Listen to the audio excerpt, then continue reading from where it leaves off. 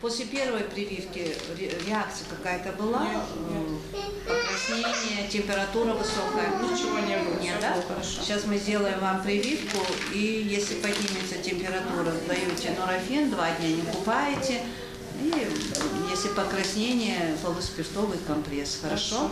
Сегодня повторная прививка для маленькой Фатимы. За здоровье ребенка Хава Богатырева очень переживает. Девочке всего 2,5 года. И каждая болезнь переносится крайне тяжело. Поэтому мама уделяет вакцинации большое внимание.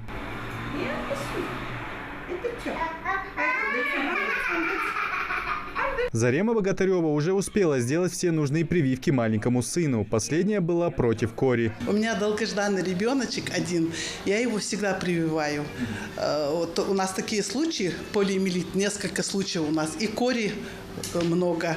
Вот я думаю, мне кажется, что нужно прививать ребенка. Бронхит, отит, ларингит, круп – все это осложнения после кори, но самые опасные последствия – воспаление легких или мозга. Передается корь воздушно-капельным путем, через чихание, кашель или при разговоре зараженного со здоровым. Симптомы кори в начальной форме можно спутать с краснухой, аллергической реакцией или свинкой. Несколько дней бывает обычное состояние, ну как гриппозное мы обычно называют население наше.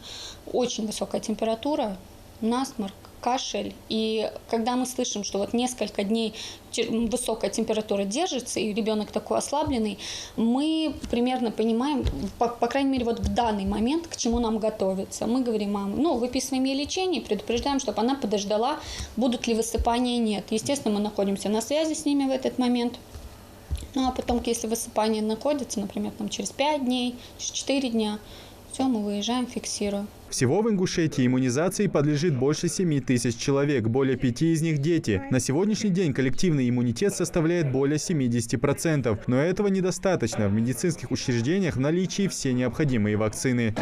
У нас 2 холодильника для вакцин, температурный режим выдерживается. На всех полках градусники. Это резервная, неделю раз мы отсюда выкладываем вакцину в первый холодильник.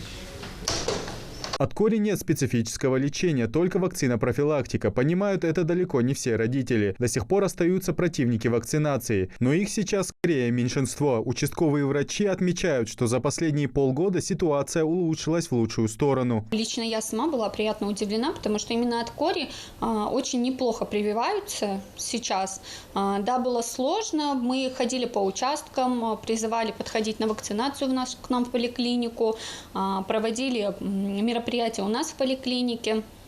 А также выездными бригадами работали по участкам. И достаточно неплохое количество людей подходит на вакцинацию от кори.